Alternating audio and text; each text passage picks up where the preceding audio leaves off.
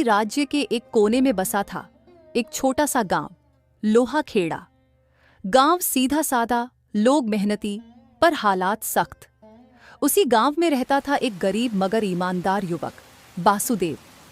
उसकी उम्र कोई 25 के करीब रही होगी। वो रोज खेतों में दूसरों के लिए मजदूरी करता और शाम होते ही अपनी बूढ़ी माँ धनी के साथ टूटी सी झोपड़ी में लौट आता। धनी बूढ़ी और कमजोर थी, पर बातों में तेज और सोच में गहरी। बासुदेव चाहे जितनी मेहनत कर ले, 2 वक्त की रोटी के अलावा कुछ नहीं जुटा पाता था। गांव के बड़े जमींदारों के खेतों में काम करता, पर मजदूरी के नाम पर जो मिलता वो बहुत ही कम होता। कई बार उसे बिना मेहनताना दिए ही टाल दिया जाता। एक दिन खेत से लौटते वक्त बासुदेव ने मां से कहा, अम्मा, अब तो लगने लगा है कि इस गांव में रहकर कुछ नहीं हो सकता। दिन रात की मेहनत के बाद भी हम वहीं के वहीं हैं। धनी ने मिट्टी के चूल्हे में लकड़ी लगाते हुए कहा, बेटा, मेहनत छोड़ना नहीं, पर अब वक्त है चालाकी से सोचने का। कोई ईमानदार तरीका ढूंढ जिससे हम दूसरों पर निर्भर न रहे। बासुदेव रात भर सोचता रहा। अगली सुबह उसने अम्मा से कहा, अम्मा, मैं शहर जाऊंगा, कुछ पैसा जोड़कर गांव लौटूंगा, वहां कोई छोटी दुकान खोल लूंगा। धनी ने उसे ओढ़नी में बंधी 4 रुपये की गड्डी दी और कहा, ज्यादा दिन नहीं रुकना, कुछ जोड़कर लौट आना, बाकी मैं देख लूंगी। बासुदेव अपने गांव से 40 किलोमीटर दूर एक कस्बे में आ पहुंचा। दिन भर काम की तलाश की, पर हर जगह से निराशा मिली। शाम होते होते एक पुराने लकड़ी गोदाम के मालिक मोहन सेठ ने उसे देखा। कौन हो लड़के? सेठ ने पूछा। गांव से आया हूं सेठ जी, कोई काम मिल जाए तो कर लूंगा। सेठ ने उसे ऊपर से नीचे तक देखा और कहा, रहने को जगह चाहिए? बासुदेव ने सिर हिलाया। सेठ ने इशारा करते हुए कहा, गोदाम के पीछे एक कमरा है, वहीं रहो, सुबह 5 बजे से काम शुरू होगा। बासुदेव को उम्मीद की हल्की किरण दिखी। अगले दिन से वह गोदाम में लकड़ी काटने, भरने और बाहर माल भेजने के काम में जुट गया। काम भारी था, लेकिन वह मेहनती था। सेठ खुश होता गया। कुछ महीनों बाद सेठ ने उसकी मजदूरी बढ़ा दी। अब वह हर महीने 70 रुपये बचा लेता। उसने एक पुराना टिन का डिब्बा लिया और उसमें पैसे छुपाने लगा। दिन, महीने और फिर पूरा साल गुजर गया। बासुदेव ने धीरे धीरे 900 रुपये जमा कर लिए। एक दिन वो गांव वापस जाने का सोचने लगा। उसने सोचा, अब इतने पैसे हैं कि गांव में छोटी सी दुकान खोल सकूं। पर उसे डर भी लग रहा था। इतना पैसा लेकर पैदल गांव लौटना खतरे से खाली नहीं है। उसकी इस चिंता को सुनकर गोदाम के चौकीदार बद्री काका ने सलाह दी, बेटा, यहां शहर के कोने में एक व्यापारी है, हरनामल सेठ।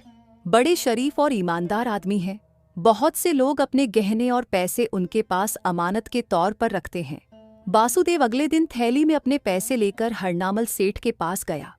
वहां पहुंचकर उसने कहा, सेठ जी, मैं गांव लौट रहा हूं, ये मेरी सारी कमाई है, इसे कुछ दिन अपने पास रख लीजिए, फिर महीने भर बाद मैं खुद लेने आऊंगा। सेठ ने मुस्कुराते हुए थैली ले ली, उसे तिजोरी में रख दिया और बोला, बिल्कुल चिंता मत करो बेटा, यहां तुम्हारा 1-1 रुपया सुरक्षित रहेगा। बासुदेव को तसल्ली हुई। वह गोदाम लौट आया और बद्री काका से बोला, अब मन हल्का है, कल सुबह गांव के लिए निकलूंगा। अगले दिन सुबह सवेरे बासुदेव गांव के लिए निकल पड़ा। 3 दिन बाद वह लोहाखेड़ा पहुंचा। मां उसे देखकर रो पड़ी। बासुदेव ने घर की सफाई की, टूटे हुए दीवारों की मरम्मत की और मां के लिए नई चादर भी खरीदी। 1 महीने बाद जब बासुदेव फिर से पैसे लेने शहर गया, तो वहां का नजारा ही कुछ और था। हरनामल सेठ ने उसे देखा तो आंखें तरेरी। कौन हो तुम? सेठ ने पूछा। मैं बासुदेव, महीने भर पहले मैंने अपने 900 रुपये आपके पास रखे थे। क्या सबूत है तुम्हारे पास? कोई रसीद दी थी हमने? नहीं सेठ जी, लेकिन आप तो ईमानदार कहलाते हो, इसलिए तो भरोसा करके। बासुदेव की आवाज धीमी पड़ने लगी। चुप रहो, हम पर झूठा इल्जाम लगाओगे? बाहर निकलो, वरना पहरेदार बुलाता हूं। बासुदेव स्तब्ध खड़ा रह गया, जैसे किसी ने उसके पैरों के नीचे से जमीन खींच ली हो। आंखें भर आईं। वो चुपचाप वहां से निकल आया। उस शाम वो बद्री काका के पास पहुंचा, पूरी बात बताई। बद्री काका ने लंबी सांस ली और बोले, बेटा, ये शहर की चाल है, यहाँ की चमक के पीछे बड़ा अंधेरा होता है। अब क्या करूं काका, अब कैसे पाऊं अपने पैसे? बद्री ने कुछ सोचा और बोला, अगर सेठ चालाक है तो हमें उससे ज्यादा चतुर बनना होगा, पर मैं क्या करूं? वासुदेव ने पूछा। बद्री मुस्कुराया, तू कर वो जो कोई नहीं सोचता। अब इस लड़ाई में उतरेगा कोई और, एक ऐसी औरत जिसकी चाल से सेठ भी कांप उठेगा। वासुदेव कुछ समझा नहीं, पर काका ने अगले दिन उसे शहर की पुरानी बसाहट में एक महिला के पास भेजा। उसका नाम था सोहनवती। वो एक सीधी दिखने वाली मगर बहुत तेज दिमाग औरत थी। पहले गांव में मास्टरनी थी, अब शहर में अकेली रहती थी। बद्री की परिचित थी। वासुदेव ने अपनी कहानी सुनाई।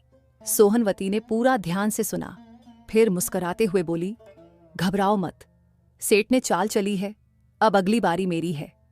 वासुदेव को अब एक उम्मीद की किरण दिखने लगी थी। सोहनवती ने कहा, पर बेटा, अब यह मामला सिर सीधा नहीं सुलझेगा, अब चाल खेलनी होगी दिमाग से। वासुदेव ने पूछा, आप क्या करेंगी? सोहनवती ने धीमे स्वर में कहा, एक संदूक और एक कहानी चाहिए, और सेठ को दिखानी है ऐसी दौलत जो उसके लालच को जगा दे। उसी लालच से उसके मुंह से सच्चाई निकलवानी है। वासुदेव को पहली बार लगा कि सेठ को हराया जा सकता है, बिना झगड़े, बिना पुलिस, बिना कागज। वासुदेव को उस दिन पहली बार महसूस हुआ कि इंसान की सबसे बड़ी ताकत उसका दिमाग होता है। सोहनवती की बातों में जो आत्मविश्वास था, उसने उसे अंदर से मजबूत कर दिया। अगले दिन सुबह वासुदेव फिर से सोहनवती के घर गया। वो लकड़ी की एक पुरानी संदूक तैयार कर रही थी, जिस पर पुराना ताला जड़ा हुआ था और ऊपर से कपड़ा बंधा हुआ था। इसमें असली कुछ नहीं है, सोहनवती ने मुस्कुराते हुए कहा, पर सेठ को लगना चाहिए जैसे इसमें जिंदगी भर की कमाई है। वासुदेव ने पूछा, आप क्या कहेंगी उससे? सोहनवती ने जवाब दिया, मैं कहूंगी कि मैं रिटायर मास्टरनी हूं, मेरे पति अब इस दुनिया में नहीं है और मेरा बेटा विदेश में रहता है। चोरी के डर से मैं अपनी सारी जमा पूंजी, सोना चांदी और हीरे इस संदूक में रखकर आपकी अमानत के रूप में आपको सौंपने आई हूं। वासुदेव थोड़ी देर चुप रहा, फिर बोला, क्या वो मान जाएगा? सोहनवती ने आंखें तरेरी। वो लालची है बेटा, उसे कुछ दिखाने की जरूरत है, समझाने की नहीं। थोड़ी देर बाद सोहनवती ने संदूक को एक साफ ओढ़नी से ढका, एक कपड़े में लपेटा और फिर बड़ी शालीनता से उसे अपने सिर पर रख लिया। वासुदेव और बद्री काका उसके साथ थे, लेकिन थोड़ी दूरी पर। योजना के मुताबिक पहले सिर्फ सोहनवती सेठ के पास जाएंगी। हरनामल सेठ अपनी दुकान के बाहर बैठा, तभी उसने देखा कि एक बुजुर्ग महिला भारी संदूक लेकर उसकी ओर आ रही है। उसने उठकर पंखा झलना शुरू किया और मुस्कुराकर बोला, आइए माताजी, आप कौन? सोहनवती ने थके हुए स्वर में कहा, बेटा, मैं अकेली हूं, मेरा बेटा विदेश में है।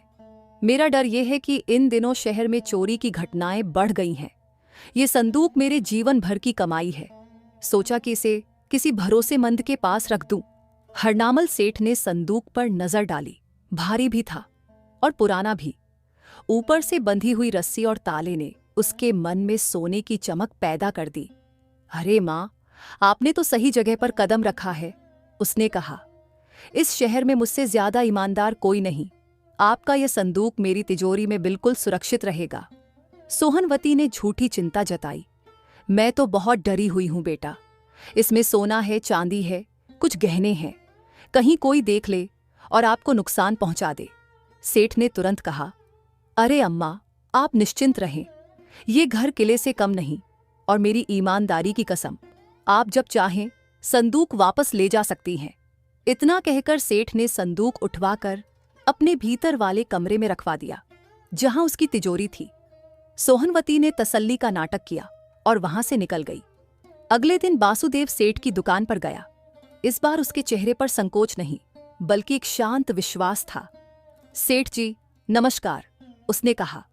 सेठ ने वासुदेव को देखा और झल्लाकर बोला, अब फिर से वही पैसे मांगने आए हो? नहीं सेठ जी, वासुदेव ने शांत स्वर में कहा, अब कुछ और बात है। क्या? मैं सिर्फ आपसे कहना चाहता हूं कि जब मेरी मास्टरनी अम्मा ने अपना संदूक आपको दिया, तब वो मेरी भी मां है। उसमें मेरे पिता का पुश्तैनी खजाना है, जिसकी देखभाल की जिम्मेदारी अब मेरी है। अगले सोमवार को वो संदूक वापस चाहिए, नहीं तो क्या? सेठ ने चुनौती दी। वासुदेव मुस्कुराया। नहीं तो ये शहर भी जान जाएगा कि कैसे सेठ हरनामल गरीबों की जमा पूंजी छीन लेता है और मासूमों को मूर्ख बनाता है। संदूक तो सिर्फ निशानी है। सेठ का माथा ठनका। अब उसे वासुदेव का बदला हुआ रूप दिख रहा था। इसी बीच अगला मोहरा गिरा। बद्री काका, जो किसी जमाने में नगर पालिका में काम कर चुके थे, सीधे थाने में एक चाय वाले से कह आए थे कि सेठ हरनामल अब चुपके चुपके गहनों का कारोबार करता है। शहर में अफवाह फैलने में देर नहीं लगी। तीसरे दिन थाने का एक कांस्टेबल सेठ की दुकान पर पहुंचा और बोला, कहते हैं आपके पास लोगों के संदूक आते हैं, जांच होगी। सेठ के पसीने छूटने लगे। नहीं साहब, वो तो एक बुजुर्ग महिला ने रखवाया है, कोई चोरी चकारी नहीं। अच्छा, कांस्टेबल बोला, तो फिर संदूक वापस कर दीजिए। उसी शाम वासुदेव सोहनवती और बद्री सेठ की दुकान पर पहुंचे। सेठ के चेहरे पर नकली मुस्कान लौट आई। उसने वासुदेव से कहा, बेटा, तुम्हारे पैसे तो मुझे याद थे, पर देखो ना, इतने लोगों के हिसाब किताब में भूल हो गई थी। ये लो तुम्हारी थैली। वासुदेव ने पैसे गिने।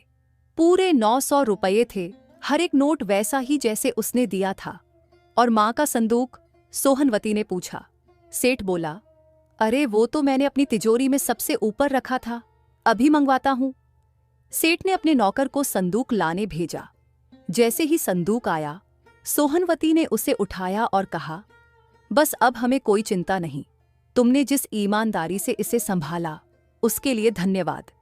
बाहर निकलते ही तीनों ने एक दूसरे को देखा और हंसी में छिपा गर्व महसूस किया। सड़क पर चलते हुए सोहनवती बोली, बेटा, इस शहर में दिल से नहीं, दिमाग से काम लेना पड़ता है। वासुदेव ने उनकी ओर देखा और कहा, आज आपने जो किया, मैं जिंदगी भर नहीं भूलूंगा। आपने मेरी मेहनत बचाई। घर पहुंचकर जब संदूक खोला गया, तो उसमें सिर्फ पुरानी किताबें, लकड़ी की चप्पलें और एक पीतल की कटोरी निकली। सब हंसने लगे। वासुदेव ने अगले दिन गांव लौटने की तैयारी की। इस बार उसकी थैली में सिर्फ पैसे नहीं थे, आत्मविश्वास भी था। गांव लौटकर उसने छोटी सी दुकान खोली, मिठाई, चाय और किराना सामान की। धीरे धीरे लोग उससे जुड़ते गए। अब उसे दूसरों के खेतों में मजदूरी नहीं करनी पड़ती थी। धनी अम्मा जब शाम को उसकी दुकान में बैठकर चाय पीती, तो गांव की औरतें कहती, तुम्हारा बेटा तो बड़ा चतुर निकला। अम्मा हंसते हुए कहती, मेरे बेटे को एक अच्छी औरत ने सोचने की तमीज सिखा दी, और वही उसकी सबसे बड़ी कमाई है। धन्यवाद कि आपने वीडियो को अंत तक देखा। कमेंट में जरूर बताएं कि आपको ये कहानी कैसी लगी, और अगर अब तक चैनल सब्सक्राइब नहीं किया है तो अभी कर लीजिए। आपके प्यार और सपोर्ट के लिए दिल से शुक्रिया।